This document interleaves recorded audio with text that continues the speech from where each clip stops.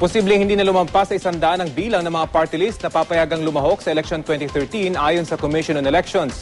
Tinapyas ng COMELEC maging ang ilang grupo na may kasalukuyang kinatawan sa Kamara, pero may ilan din namang nakalusot kahit dating na-disqualify. Balitang hatid ni Tina Panganiban Perez. Posibleng di na raw ganito kahaba ang balota sa darating na Mayo. Kung noong 2010 elections kasi ay 187 ang party list groups na pinayagang lumahok, sa 2013, baka di na raw ito lumampas sa 100. Ito na ang pwedeng mag-participate for the 2013 elections. Only 79.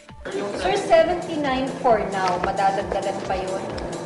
Kung may madadagdag, pinakamalaki na ang 5. 5 na lang nakapending.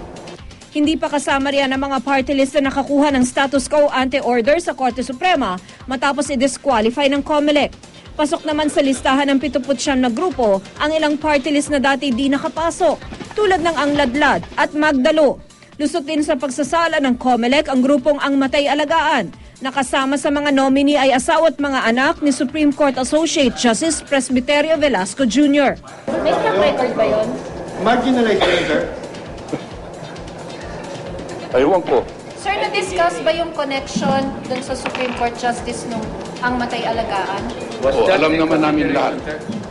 Alam namin lahat ng connection. Was that a big factor? Difference is, no, the factor is what I mentioned before already. There were 3 members of the family and then 2 withdrew.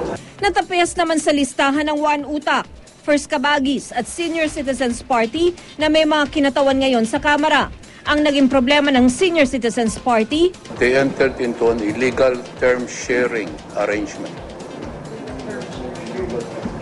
with sino among themselves. Hinati-hati nila yung term. Ngayon lang mahigpit na sinala ng COMELEC ang listahan ng mga party list group kaya dati nang naaprubahan o bagong aplikante. Pero kahit marami nang natapyas sa listahan, hindi pa rin masaya si Chairman Sixto Brillantes. I am not satisfied. If you're going to ask me ako mismo, gusto ko na sanang inabolish na lahat yan para wala nang eleksyon sa party list. Bakit, sir? Para magbago na tayo at mag-umpisa naman tayo ng panibagong batas na maganda. Wala naman kaming consistency sa majority. Mabago-bago kami lahat. Tina Panganiban Perez, GMA News.